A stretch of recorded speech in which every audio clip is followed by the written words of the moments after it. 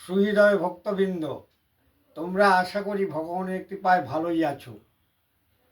তৎস অদ্য কিছু আধ্যাত্মিক শক্তি বিষয়ে তোমাদের সামনে আলোচনা করছি। মন দিয়ে শোনো, তোমাদের সাংসারিক জীবনে উন্নতি লাঘব হইব। প্রথমত কি? ভগবান। ভগবান কে? ভগবান কি তাহা তোমাদের জানিতে হইবে। তোমরা ভেবেছ তিনি তো আকার নয়, নিরাকার।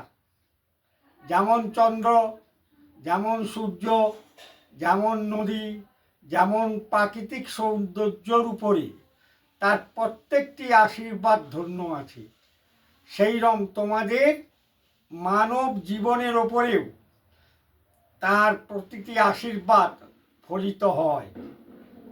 তাহা লাভ করিতে সক্ষম হইলে কয়েকটি শাস্ত্রজ্ঞ নিয়ম, এই যে এত সব শাস্ত্র দেখছ, অধ্যয়নবশত জ্ঞান সঞ্চয় করিতে হইবে।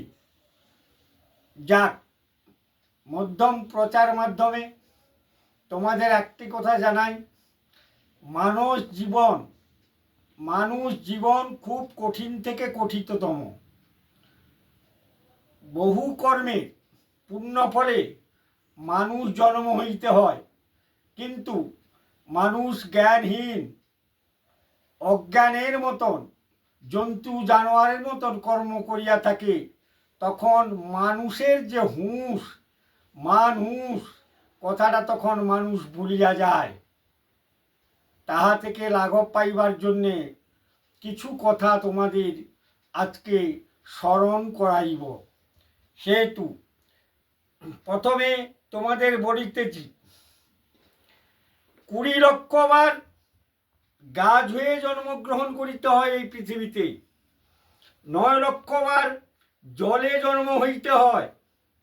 11 লক্ষ বার কৃত্রিম কীট হিসেবে জন্ম হইতে হয়, এবং 10 লক্ষ বার পক্ষী রূপে জন্ম হইতে হয়। 30 লক্ষ কাল পশুকুলে জন্ম হওয়ার পরে 4 লক্ষ বার বানর কুলে, অর্থাৎ 6 বার জন্মের পরে 84 লক্ষ জন্ম স্থিতিকাল বশত তারপরে যার মানব জন্ম হইতে সক্ষম হয়। অতএব মানুষের চরিত্র হওয়া উচিত কি? ধ্যান, দয়া, ধার্মিক। এই 3টি জিনিস দ্বারা যদি মানুষ কর্ম করিয়া থাকে, তাহা হইলে এই মানব জীবন হইতে মুক্তি লাভ সিদ্ধ হইবে। বৎসগণ, তাকে ডাকিবার সময়, স্থান, কাল, পাত্র ভেদ আছে। অল্প কিছুর মধ্যে তোমাদের যাহা জানাইতেছি তোমরা শ্রবণ করো। ব্রহ্ম মুহূর্তকাল বলিতে বোঝায় 4টে থেকে ভোর 5টা। এই মুহূর্তকালে তোমরা শত অসুস্থ হইলেও, যতই গড়িমিশি করো, উঠিয়ে বিছানা ছাড়িয়া যদি তাহার নাম শরীরের মধ্যে প্রবেশ করাইতে পারো, তবে জানিবে তোমরা একদিন না একদিন খুব সুখী সংসার লাভ হইবে, এবং বহু কর্মের ফল বিচলিত হইবে। বৎসগণ, ব্রহ্ম মুহূর্তকালে স্নানপূর্বক নির্জন স্থানে নির্জন মনে প্রথমে তোমরা হাত জোড়ো করিয়া এই ধরিত্রী সৃষ্টিকারী, শশাগরা ধরিত্রীকে যিনি সৃষ্টি করেছেন, তিনি ভগবতে নমো বাসুদেবায়, নমো ভগবতে বাসুদেবায়, নমো ভগবতে বাসুদেবায়। তাকে স্মরণপূর্বক শুদ্ধাসনে বসিবে। প্রথমে শুদ্ধাসনে আসন শুদ্ধ করিবে। সেই আসন শুদ্ধকালের মন্ত্র তোমাদের বলিতেছি, তোমরা যদি শ্রবণ করো।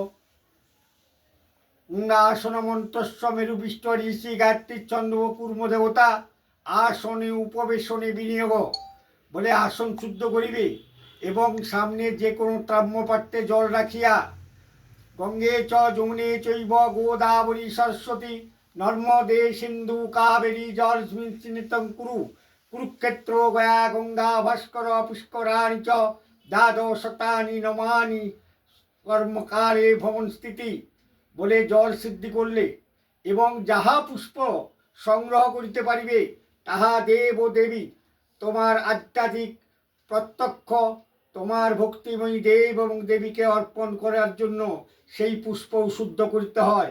পুষ্পে পুষ্পে মহাপুষ্পে সুপুষ্পে পুষ্পসম্ভবে পুষ্পচয়ন বিকর্ণস্য শ্রীপর্ষাহা শ্রীপর্ষাহা শ্রীপর্ষাহা। তবে একটা কথা মনে রাখিবে, অশূদ্র যারা যজ্ঞ পবিত্রহীন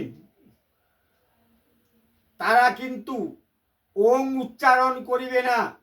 আর কোনো মেয়ে ছেলে বিবাহিত অবিবাহিত যতই ঠাকুর ভক্ত হয়ে থাকুক না কেন ওং শব্দ উচ্চারণ করিবে না।